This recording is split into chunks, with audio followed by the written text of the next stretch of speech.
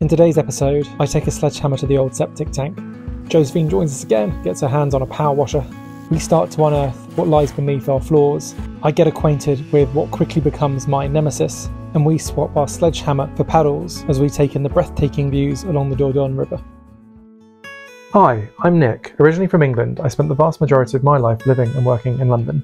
And I'm Nicole, originally from Sweden. I moved to London in 2011 where I met Nick. We fell in love and got married in the south of France in 2016. We took the bold decision to follow our dreams and bought an abandoned chateau in the Dordogne in 2021 and moved to France full-time in the autumn of 2022. Our Chateau adventures chart the highs and lows of our journey to renovate and restore this crumbling chateau.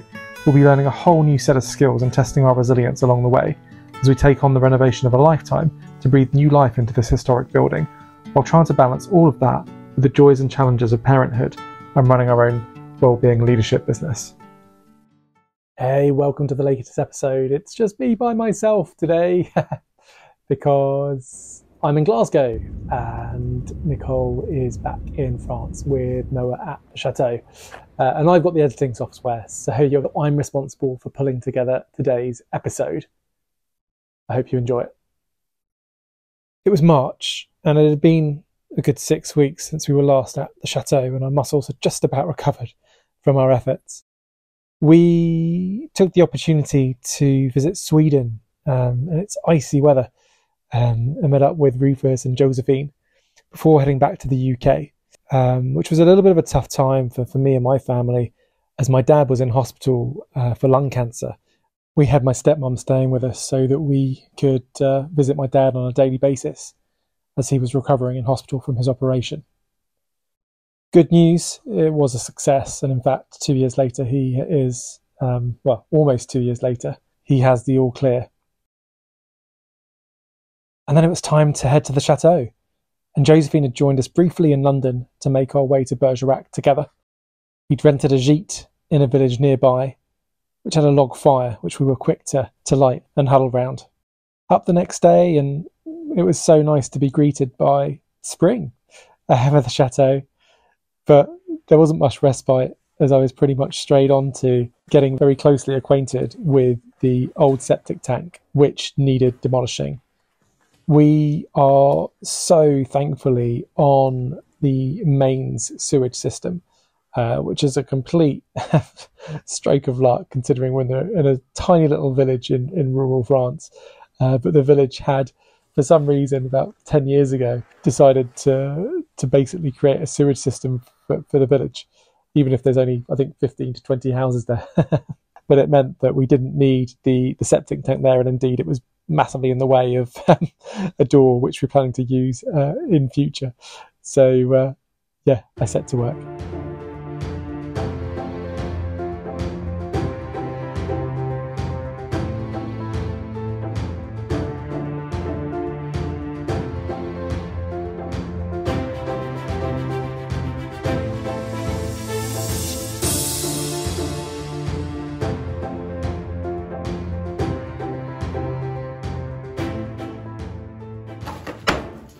It was tough going. I'd used quite a few different tools in the end, but the sledgehammer seemed to win favour of the day because it was the one thing that seemed to make the most difference, despite throwing a couple of power tools at it as well.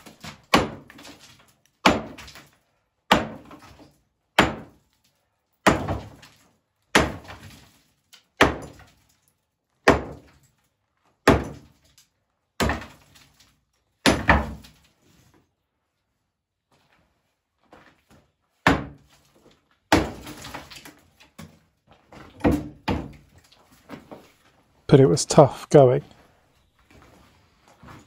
And I'm sure there will be people watching this thinking there is a better way to have done it. No doubt.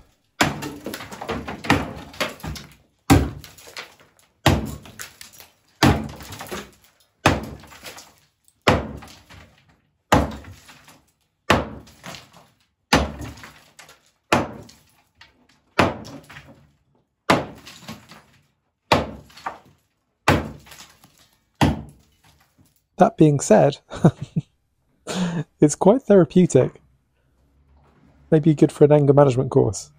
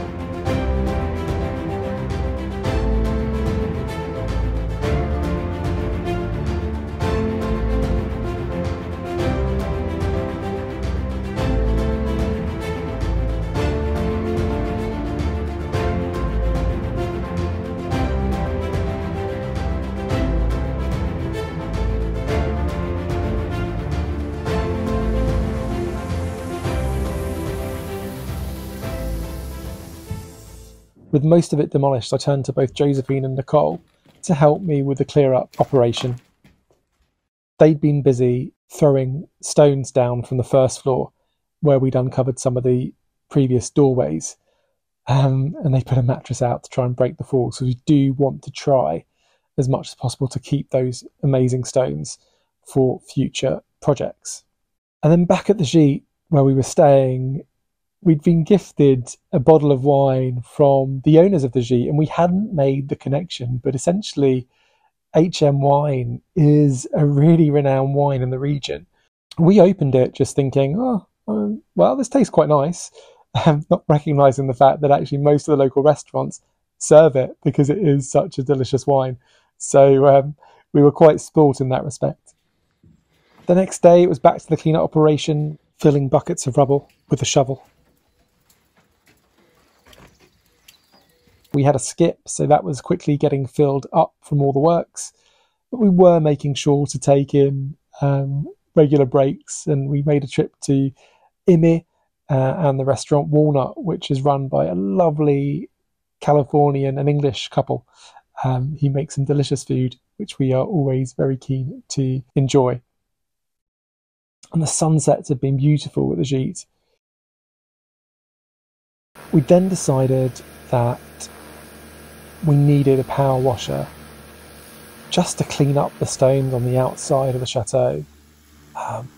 And Josephine was super keen to get her hands on it, and she did a phenomenal job of cleaning the stairs and the sides of the entrance and making it look pretty pristine, but it was a very, very messy job.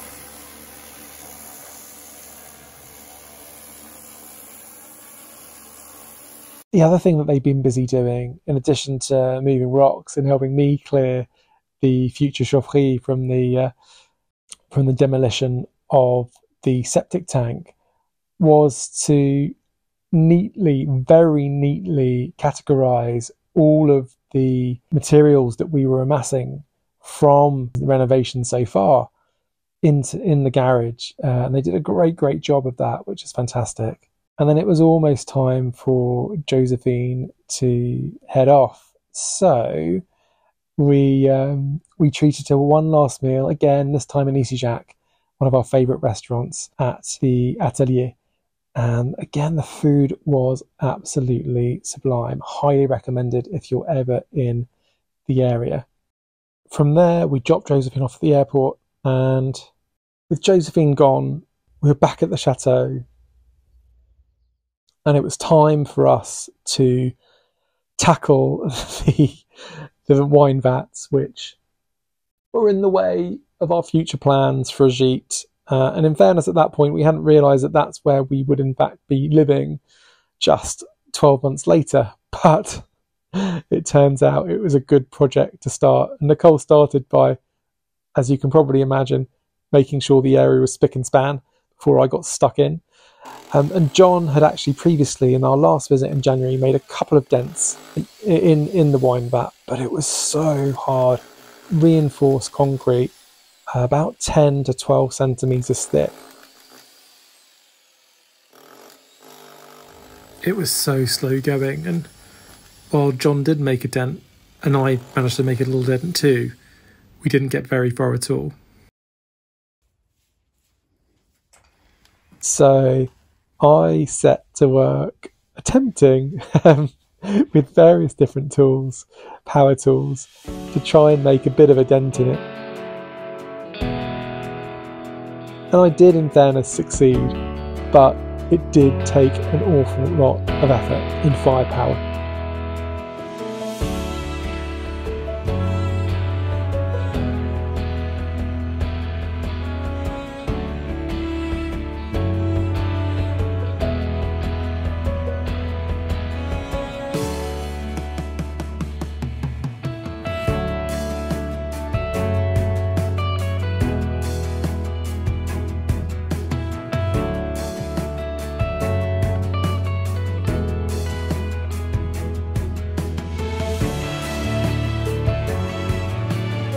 And then the other project tied into that project was for us to start to remove the floor from above that area. So the wine vats are really in that very corner by the tower.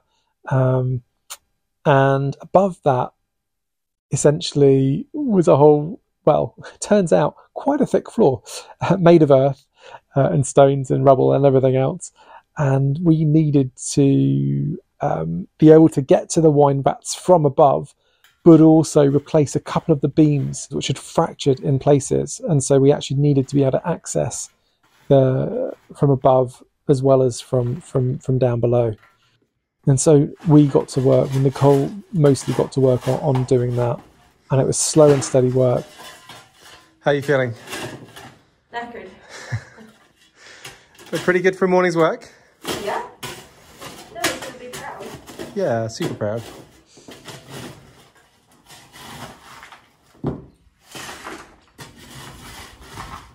We were thankfully seeing the fruits of our labour relatively quickly, which enabled me to get the heavier jackhammer and start to really get stuck in to the roof of the wine vat from above.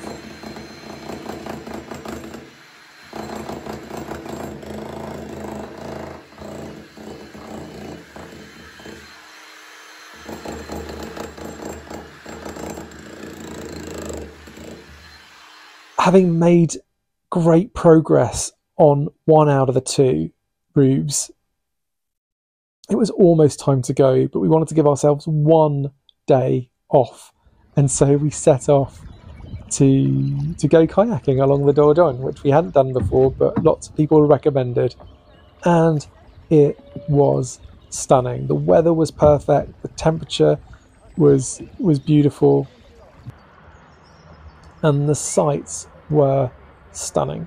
We went on something called the 5 Castles tour, the Tour de 5 Chateau, and it's amazing. You get to see these kind of really monumental fortified chateaus sitting on top of these hilltops, which is where the 100-Year War was fought between England and France all those years ago. And so much history just to be had in the Dordogne, which we topped off with a lovely lunch in a nearby restaurant. And okay, there may also have been some waffles involved, but there's no proof.